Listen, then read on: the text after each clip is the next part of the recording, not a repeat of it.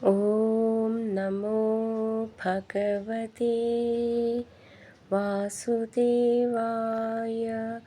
ഹരിമുരളീരവത്തിലേക്ക് എല്ലാവർക്കും സ്വാഗതം. നാരായണായ നമ നാരായണായ നമ നാരായണായ നമ നാരായണ നാരായണായ നമ നാരായണായ നമ നാരായണായ നമ നാരായണ. ഇന്ന് നമുക്ക് പുതിയൊരു ദശകം പഠിക്കാം. 79ാമത്തെ ദശകമായ രുക്മിണീ സ്വയംവരം.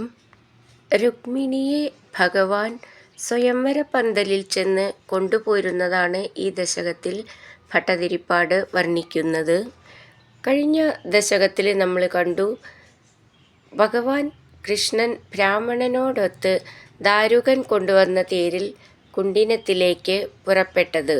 അപ്പോൾ ബലരാമൻ സൈന്യസമേതം കൃഷ്ണനെ പിന്തുടർന്നു. നഗരത്തിൽ ചെന്നു ചേർന്ന കൃഷ്ണനെയും ബലരാമനെയും രുക്മിണിയുടെ പിതാവ് ഭീഷ്മകൻ വേണ്ട പോലെ സൽക്കരിക്കുകയും ബഹുമാനിക്കുകയും ചെയ്തു. കുണ്ടിനപുരവാസികളായ ജനങ്ങൾക്ക് ലോകമോഹനമായ അങ്ങയുടെ ആകൃതി കണ്ടും രുക്മിണിയുടെ അഹങ്കാര വിദ്വേഷങ്ങൾ കലർന്ന പ്രവൃത്തി കേട്ടും അത്യധികമായ ദുഃഖമുണ്ടായി. വിവാഹത്തിന് ചേർന്ന ആഭരണങ്ങളും വേഷങ്ങളുമെല്ലാം അണിഞ്ഞ് ശരീരകാന്തിയേറിയ രുക്മിണി ഭഗവാനിൽ അർപ്പിച്ച ജീവിതത്തോടു കൂടിയവളാണ്. ചന്ദ്രനെപ്പോലെ ശോഭാവഹമായ മുഖത്തോടു കൂടിയ അവൾ ആയുധപാണികളായ ഭടന്മാരുടെ അകമ്പടിയോടെ പാർവതീദേവിയെ വന്ദിക്കാനായി അന്തഃപുരത്തിൽ നിന്ന് പുറത്തേക്കു വന്നു. രാജകുമാരിയായ രുക്മിണി മാംഗല്യം ഉള്ള സുന്ദരിമാരായ കുലസ്ത്രീകളുമൊത്ത് ഭഗവാൻ തന്നെ തൻ്റെ ഭർത്താവായി വരണമെന്ന് പാർവതീദേവിയോട് പ്രാർത്ഥിച്ചു. ശിശുപാലൻ തുടങ്ങിയ രാജാക്കന്മാർ രുക്മിണിയെ കാണുന്നതിന് സന്തോഷത്തോടു കൂടിയും ഭഗവാൻ രുക്മിണിയെ അപഹരിക്കുന്നതിന് സമയം നോക്കി നിശബ്ദനായും സ്ഥിതി ചെയ്തു. ആ സമയം രാജകുമാരിയായ രുക്മിണി സ്വശരീരാവയവ ശോഭ കൊണ്ട് ദിക്കുകളെ മുഴുവനും പ്രകാശിപ്പിക്കുന്നവളായി അത്യാകർഷകമാകുംവണ്ണം ദേവീക്ഷേത്രത്തിൽ നിന്നും വെളിയിലേക്ക് നടന്നു. ലോക ജനസമൂഹത്തെ മുഴുവൻ അനുരാഗപരവശരാക്കുന്ന സൗന്ദര്യത്തോടു കൂടിയ രുക്മിണി രാജാക്കന്മാരെ കാമവികാര വിധേയമാക്കി. ഭഗവാന് പോലും അല്പം അനുരാഗപാരവശ്യം ഉളവാക്കി. സുന്ദരി രുക്മിണി, നീ എവിടെ പോകുന്നു എന്ന് ചോദിച്ച് ഭഗവാൻ രാഗപൂർവം അവളുടെ അടുത്ത് ചെന്ന് അവളെ തേരിലേറ്റി കൊണ്ടുപോകുമ്പോൾ ശത്രുരാജാക്കന്മാർ അവരുടെ പിന്നാലെ പാഞ്ഞു. കേവലം പശുപൻ എന്നധിക്ഷേപിച്ച് ഭഗവാന്റെ പിന്നാലെ പാഞ്ഞെത്തി യുദ്ധം ചെയ്തു. ബലരാമന്റെ നേതൃത്വത്തിലുള്ള യാദവ സൈന്യം അവരെ പരാജയപ്പെടുത്തി. അഹങ്കാരത്തോടു കൂടി കോപിച്ച് കൃഷ്ണനെതിരെ യുദ്ധത്തിനെത്തിയ രുക്മിണിയുടെ അപേക്ഷയനുസരിച്ച് ഭഗവാൻ കൊന്നില്ല. പുതിയ ഭർതൃസംഗമത്താൽ ലജ്ജാവതിയായ രുക്മിണി പ്രേമം കൊണ്ടും കൗതുകം കൊണ്ടും വളർന്ന് കാമവികാരത്തിന് വിധേയയായി. ഭഗവാൻ അവളെ വളരെയധികം സന്തോഷിപ്പിച്ചു. ഭഗവാൻ പല വിധത്തിലും അവളെ ആനന്ദിപ്പിച്ചു. അങ്ങയുടെ മഹത്തരങ്ങളായ ജീവിതലീലകളെ കീർത്തിക്കുന്ന ഞങ്ങളുടെ ദുഃഖങ്ങളെല്ലാം നീക്കി രക്ഷിച്ചാലും എന്ന പ്രാർത്ഥനയോടെ ഭട്ടതിരിപ്പാട് ഈ ദശകം ഇവിടെ അവസാനിപ്പിക്കുന്നു. നമുക്ക് ഈ ദശകത്തിലെ 1ഉം 2ഉം ശ്ലോകങ്ങൾ നോക്കാം. ശ്രീമന്നാരായണീയം ദശകം 79 രുക്മിണീ സ്വയംവരം. ശ്ലോകം 1. ബലസമേത ബലാനുഗതോ ഭവാൻ പുരമഗാഹത ഭീഷ്മകമാനിത ദ്വിജസുതം തുതുപാഗമവാദിനം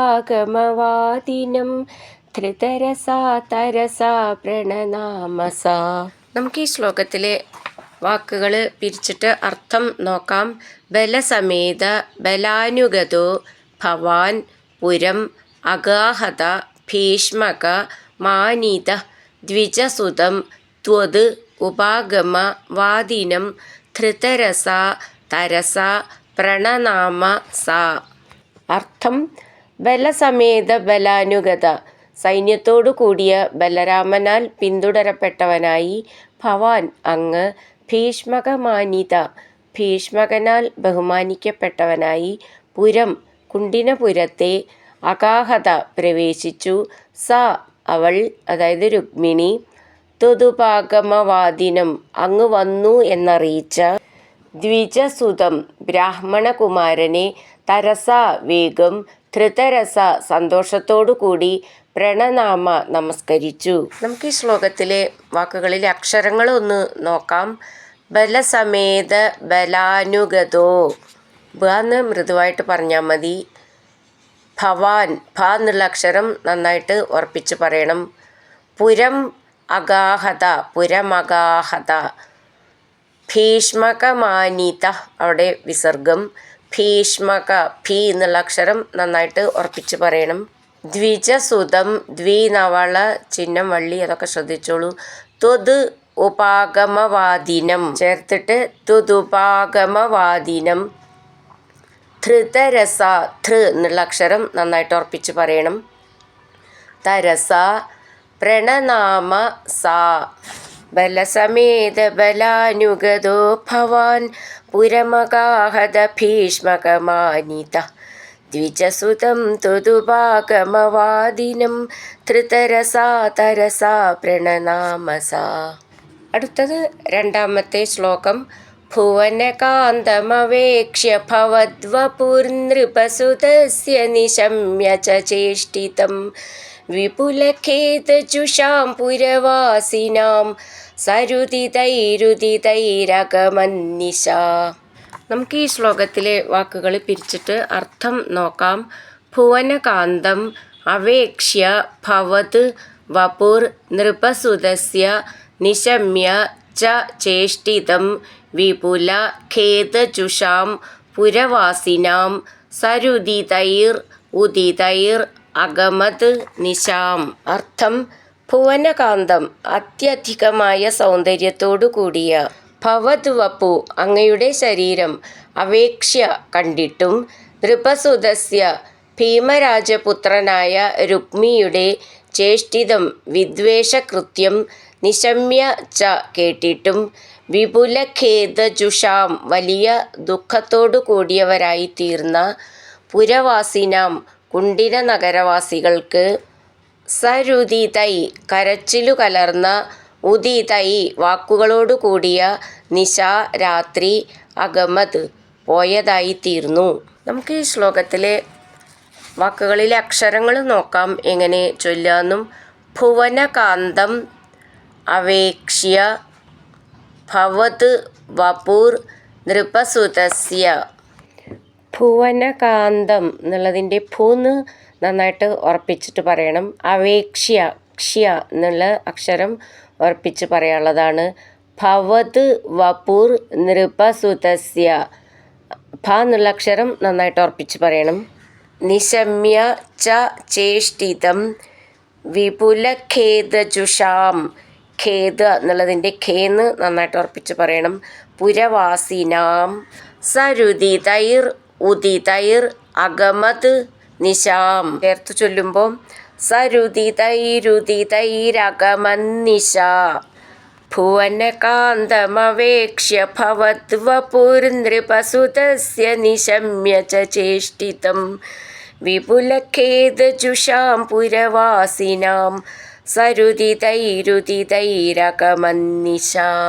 ഹരിനാരായണ ഗോവിന്ദ, ജയ നാരായണ ഗോവിന്ദ.